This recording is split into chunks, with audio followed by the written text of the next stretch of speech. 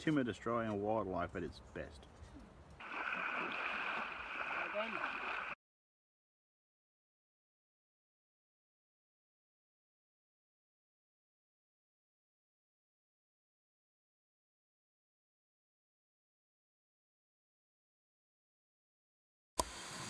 Hi guys, it's Mike here from KS Bushcraft Down Under.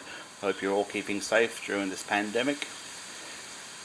Luckily where I am in Western Australia, we're starting to relax our internal borders.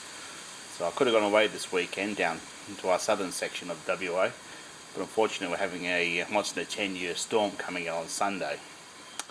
So that sort of put the kibosh on that. So what I thought I'd do here today was a review on one of these little butane cookers. Now when I first saw these about 20 years ago, I thought, well, what a lot of rubbish. And some of my friends at the caving club bought them as a starter stove. And to be honest with you, I was really impressed with their heat control. Where previously the high pressure stoves that I'd had, well, the on-off, it was pretty difficult to get them to simmer. And also the economics of them. If you're just wanting to heat up some beans, boil some water and all that, these sell for about 25 Australian dollars. And that one there, it's about 18 years old. I worked out it's done nearly 1 million kilometres carried around. So it's been incredibly durable. It really has.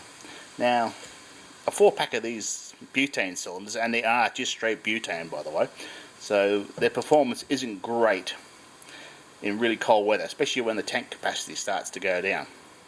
So bear that in mind if you're in a cold climate, but you can get LPG mixtures in these cylinders, but they're quite rare, especially where I live, because we're closer to Asia, where they don't have a problem with cold weather, but I have seen them. Now in comparison, the camping stove cylinders, this one's 1650, and even these little baby ones are 10 Australian dollars. So for the economics of them, they're fabulous, they really are. Now this one been carried around in the back of my various four-wheel drive vehicles, and even when I was long haul driving, and I can't say how good it is for the money. It really is. Now it's got piezo ignition, and considering the distance it's done and what have you, it's still working. Now I had a jet boil stove that the piezo ignition died after a few weeks, so, and it's got great control. Now, if you're using it outside, I recommend a windshield. It'll blow the heat away. So once it's disengaged, tank slips in, and there's so little to it, it's not funny.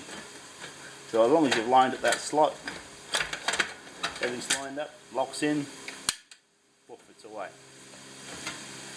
Now, if you're having problems with it losing its heat in cold weather, you can warm the cylinder up. I've tipped hot water on them before, that's why this one's a bit rusty. But yeah, once it's off, that's disengaged. It turns up for packing away. Now, the only downside of these stoves is the plastic box they come in. Whereas the stoves seem to go forever, the plastic box seems to last 10 minutes. It's of a really low quality. So I went out and purchased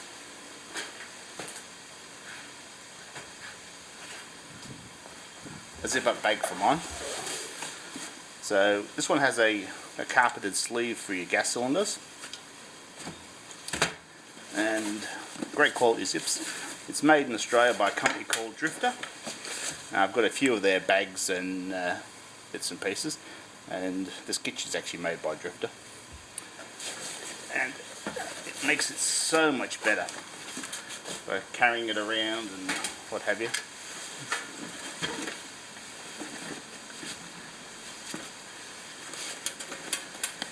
All top-notch zip ring in that.